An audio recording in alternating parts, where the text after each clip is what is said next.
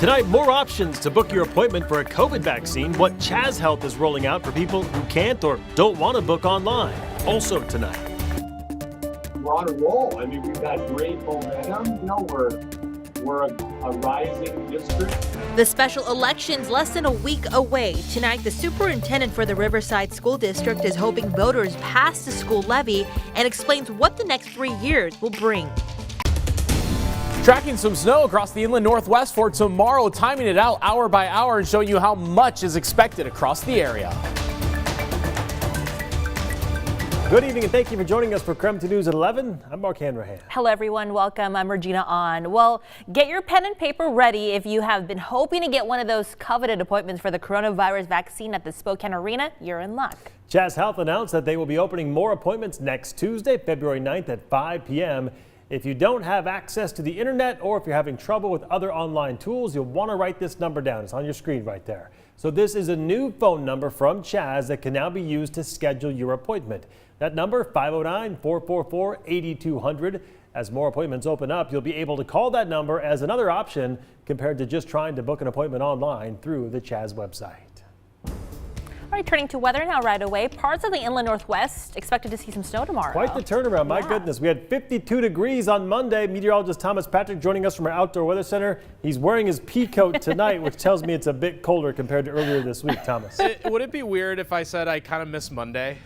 Yes. No one misses it Monday. It wouldn't be weird. It wouldn't be weird at all. I disagree. I think we'll make an exception this week because 2 nights ago I was standing right here and it was so warm. I think I let my guard down a little bit. It's much colder out here tonight. It's about 30 degrees right now. That's where we'll stay for the overnight hours. And now the winds are starting to turn a bit more out of the north and northwest. So this is the pattern that's going to be setting up for tomorrow's snowfall event, but mostly over North Idaho, as you'll see in just a second here. Today was only in the 30s overall, so maybe about 10 to 15 degrees colder than it was 2 days ago. I think our temperatures hover right around 30 degrees. It's about 30 right now.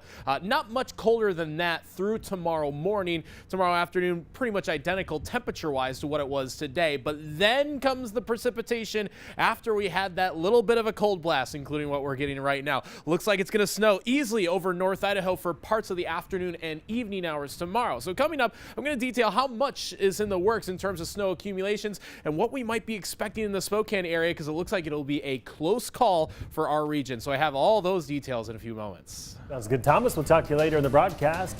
Now to more of your night's top headlines. A member of the Proud Boys from Washington now facing charges for his role in the U.S. Capitol insurrection. So federal authorities say 30-year-old Ethan Nordine from Brenton is a so-called sergeant of arms of the Seattle chapter of the Proud Boys. Court documents show several photos investigators call evidence that Nordine entered the Capitol building. They also allege he was near the front of a crowd of rioters that overwhelmed Capitol Police when the Capitol was first invaded. Now today, Nordine was arrested and charged with obstructing or impeding an official proceeding. Tonight we are learning new details about a helicopter crash that killed 3 people from the Idaho Army National Guard. According to officials, the 3 people who were killed were experienced pilots on a routine training mission. According to a lieutenant colonel with the Guard, 2 of the Guard members were instructor pilots, and a trio have, quote, thousands of hours of flight between them. Right now, the crash, the cause of it's under investigation. The names of all 3 pilots are being withheld right now until next of kin can be notified. We want to warn you, details in this next story could be disturbing. Authorities identified the 2 women who were murdered in Othello last Wednesday. So King County officials say 57-year-old Dora Elia Martinez and 30-year-old Guadalupe Martinez's bodies were found dismembered in a car. Now the man accused, 28-year-old Mauricio Navagarbe, is expected to be in court this Friday for an arraignment. Upon questioning, the man admitted to those murders. Navagarbe is facing 2 counts of first-degree murder and 2 counts of removal or concealment of a body. We are less than a week away from the special election, which includes levies for more than a dozen local school districts. KREM 2's political reporter Casey Decker spoke to local parents who are making one last push for Spokane's levy to pass.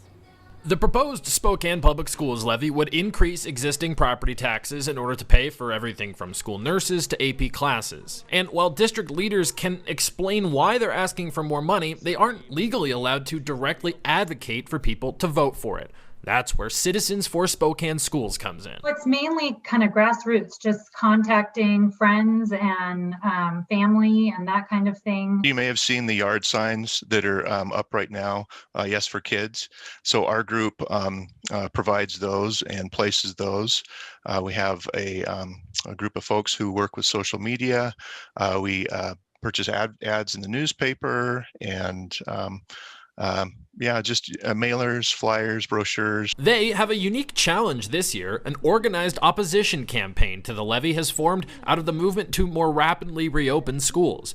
Opponents say the district is asking for more money at the wrong time, but these supporters say now the funds are more needed than ever. I think it's vital when school starts up that kids are able to return to a sense of normal, to have those after school events, to music and drama and sports and all the things that this levy funds. I think that people have come to expect that as just a basic part of education because our community has done such a great job of funding levies for so many years, that people don't really realize that that's a special thing. That's not just that's not just the basics. I understand everyone's frustration and anxiety around this global pandemic, but at the same time, I really don't want to punish our students for that. These kinds of activists may soon become more important to the passage of levies if a Senate bill proposed in Olympia were to pass. The bill would further restrict how district officials can talk about the levy. Specifically, it would prohibit them from saying phrases like replacement levy or this is not a new tax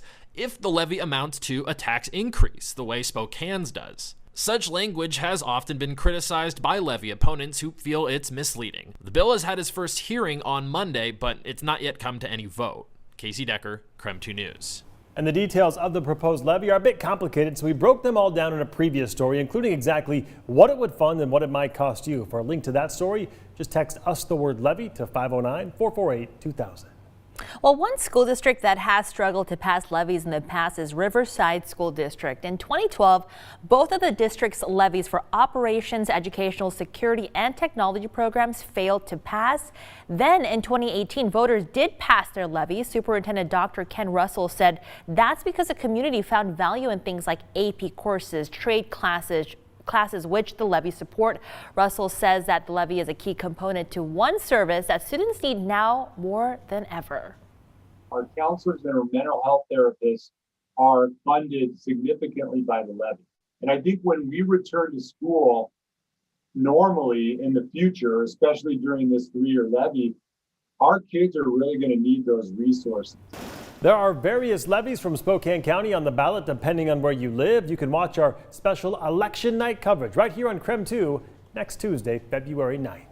All right, still ahead here on KREM 2 News at 11, local distillery Dry Fly planning to open a new location in downtown Spokane this spring. Well, there's still a lot to be done beforehand, but things are starting to take shape. And later on, with Black History Month underway, KREM 2 is reaching out to influential leaders in our community. We sat down with the editor of The Black Lens, a newspaper focused on highlighting voices throughout Spokane. We're back after a quick break.